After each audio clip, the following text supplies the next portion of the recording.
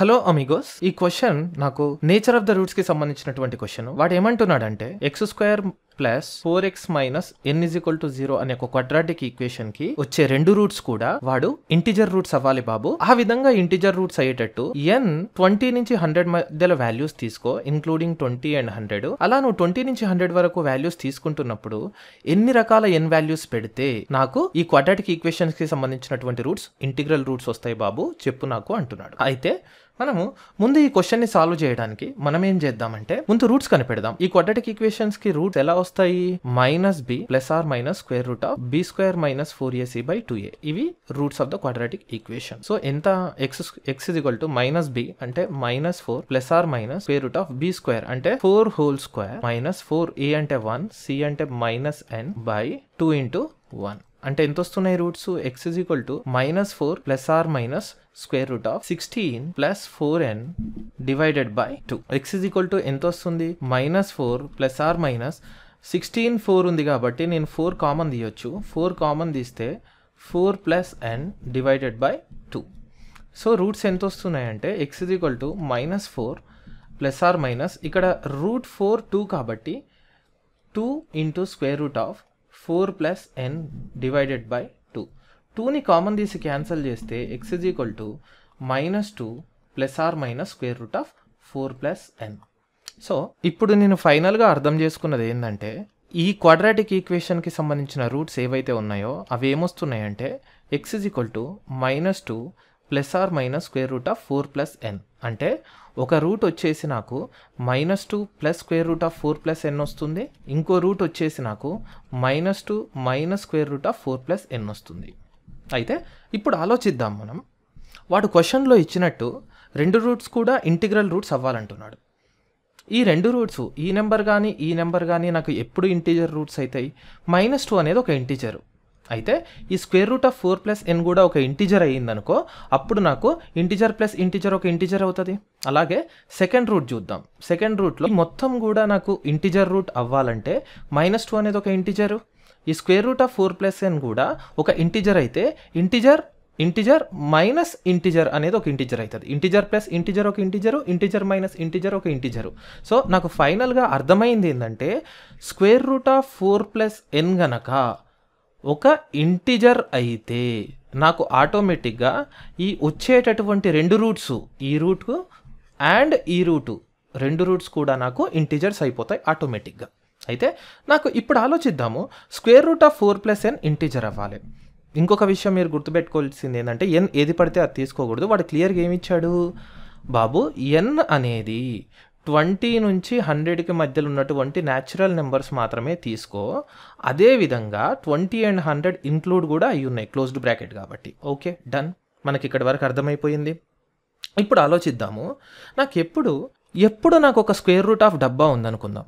నాకు ఎప్పుడు ఒక √ డబ్బా అనేది ఇంటిజర్ ఎప్పుడు అవుతుంది? కొద్దిగా ఫార్మల్గా కొన్ని నెంబర్స్ తీసుకొని ఆలోచిద్దాము. సపోజ్ నాకు √2 ఉంది, అప్రాక్సిమేట్లీ ఎంత? 1.414 ఇంటిజర్ కాదు. √3 ఉంది, ఎంత? అప్రాక్సిమేట్లీ 1.7321 ఇంటిజర్ కాదు. అదే నాకు √4 అంటే పర్ఫెక్ట్ 2 ఇంటిజరా కాదా? ఎస్. √5 ఇంటిజర్ కాదు, √6 ఇంటిజర్ కాదు, √7 ఇంటిజర్ కాదు. అలా మళ్ళీ √9 ఎంత అవుతుంది? 3 ఒక ఇంటిజర్ అవుతుంది. అంటే నేనేమర్థం చేసుకున్నాను? నాకు √ డబ్బా గనక ఇంటిజర్ అవ్వాలంటే నాకు డబ్బా ఏమై ఉండాలి? ఇక్కడ చూడండి, నాకు కావాలంటే √4లో 4 అనేది ఒక పర్ఫెక్ట్ స్క్వేర్ కదా, 2². √9లో 9 అనేది ఒక పర్ఫెక్ట్ స్క్వేర్ కదా, 3². అలాగే నాకు డబ్బా √ డబ్బా అనేది ఒక ఇంటిజర్ కావాలంటే డబ్బా ఏమై ఉండాలి? పర్ఫెక్ట్ స్క్వేర్ అయి ఉండాలి. ఓకే, ఇది నాకు వచ్చిన అండర్స్టాండింగ్. ఇప్పుడు √ డబ్బా ఇంటిజర్ అవ్వాలంటే నేను అర్థం చేసుకున్నది ఏంది? డబ్బా అనేది పర్ఫెక్ట్ స్క్వేర్ అయి ఉండాలి. సింపుల్. ఇప్పుడు ఆలోచిద్దాం. అంటే √4 + n గనక ఒక ఇంటిజర్ అయి ఉండాలంటే నాకు 4 + n, డబ్బా లోపల 4 + n ఉంది, 4 + n అనేది నాకు ఒక పర్ఫెక్ట్ స్క్వేర్ అయి ఉండాలి. ఇప్పుడు కౌంట్ చేయడానికి ట్రై చేద్దాం. నాకు n ఎక్కడి నుంచి ఎక్కడి వరకు? 20 నుంచి నేను 100 వరకు నెంబర్స్ తీసుకోవచ్చు నేను. అయితే ఆలోచిద్దాం మనము. లోయెస్ట్ పాసిబుల్ వచ్చేసి నేను n 20 తీసుకోవచ్చు. అయితే ఇక్కడ n ఈజ్ ఈక్వల్ టు 20 తీసుకుంటే నాకు 4 ప్లస్ n ఎంత అవుతుంది? నాకు 4 ప్లస్ n వచ్చేసి నాకు 4 ప్లస్ 20 అంటే ఎంత వస్తుంది? 24 అవుతుంది. 24 ఒక పర్ఫెక్ట్ స్క్వేరా? కాదు. అంటే నేను n ఈజ్ ఈక్వల్ టు 20 తీసుకోవచ్చా? తీసుకోకూడదు. అలాగే let us suppose n is equal to 21 తీసుకుంటే ఏంది నాకు 4 ప్లస్ n కాబట్టి 4 ప్లస్ 21 అంటే ఎంత? 25 ఒక పర్ఫెక్ట్ స్క్వేర్ అవుతుంది కదా. నా ఐడియా కూడా 4 ప్లస్ n అనేది ఒక పర్ఫెక్ట్ స్క్వేర్ 25 కాబట్టి ఎస్ నేను n ఈజ్ ఈక్వల్ టు 21 అవుతుంది. అంటే నేను n ఈజ్ ఈక్వల్ టు 21ని ఒక దానిలాగా కౌంట్ చేయొచ్చు, కౌంట్ 1. అయితే నేను ఇప్పుడు ఎన్ని సబ్స్టిట్యూట్ చేసుకుంటూ పోవాలి సార్, అలా అయితే కష్టం కదా అంటే అలా కాదు. మీరు ఏం చేస్తారంటే లోయెస్ట్ పాసిబుల్ ఇక్కడ ఏం తీసుకున్నారు? n ఈజ్ ఈక్వల్ టు 20 తీసుకున్నారు. అలాగే నాకు n is equal to maximum ఏది తీసుకోగలుగుతారు? ఇక్కడ 100 తీసుకోగలుగుతారు కదా. So n is equal to 100 పెట్టి చూడండి. అప్పుడు నాకు 4 ప్లస్ n ఎంత అవుతుంది? n ఈజ్ ఈక్వల్ టు 100 పెట్టినప్పుడు 4 ప్లస్ 100 ఎంత అవుతుందంటే 104 అవుతుంది. అయితే 104 ఒక పర్ఫెక్ట్ స్క్వేరా? కాదు. అంటే మ్యాక్సిమం ఈ 104 వరకే 4 ప్లస్ n వెళ్ళగలుగుతుంది. కానీ దీనికంటే ముందల ఒక పర్ఫెక్ట్ స్క్వేర్ వస్తుంది. ఏంటది? 100. ఇది 100 అవ్వాలంటే కోర్స్ నేను n ఎంత పెడితే నాకు 100 అవుతుంది? n అనేది 96 పెడితే అవుతుంది. సో ఇది కూడా కౌంట్ చేయొచ్చు నేను. అయితే మనం కామన్ సెన్స్తో ఆలోచించవచ్చు. ఇది ఏంటి?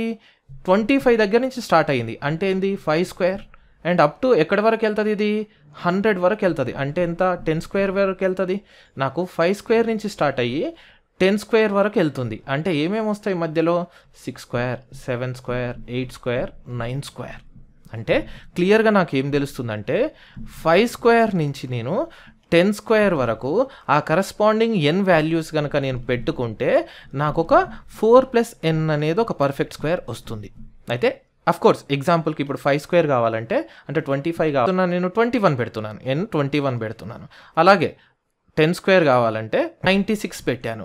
సో 5 స్క్వేర్కి ఒకటి, 6 స్క్వేర్కి ఒకటి, 7 స్క్వేర్కి ఒకటి, 8 స్క్వేర్కి ఒకటి, 9 స్క్వేర్కి ఒకటి, 10 స్క్వేర్కి ఒకటి. సో టోటల్గా ఎన్ని వాల్యూస్ వస్తాయి? 6. కన్ఫ్యూజ్ అవ్వకండి. 5 స్క్వేర్ టు 10 స్క్వేర్ 6 వాల్యూస్ ఉంటాయి, 5 వాల్యూస్ కాదు. ఎందుకంటే 5 స్క్వేర్ కూడా ఇంక్లూడ్ అవుతుంది కాబట్టి. సో టోటల్గా ఎన్ని number of n values, how many n values ఎన్ని పెడితే నాకు పర్ఫెక్ట్గా ఇంటీజర్ రూట్స్ వస్తాయి? Total 6 n values. అంటే ఈ 6 n వాల్యూస్కి నాకు రూట్స్ అనేవి ఇంటీజర్ రూట్స్ మాత్రమే వస్తాయి నాకు. సో ఆన్సర్ వచ్చేసి ఆప్షన్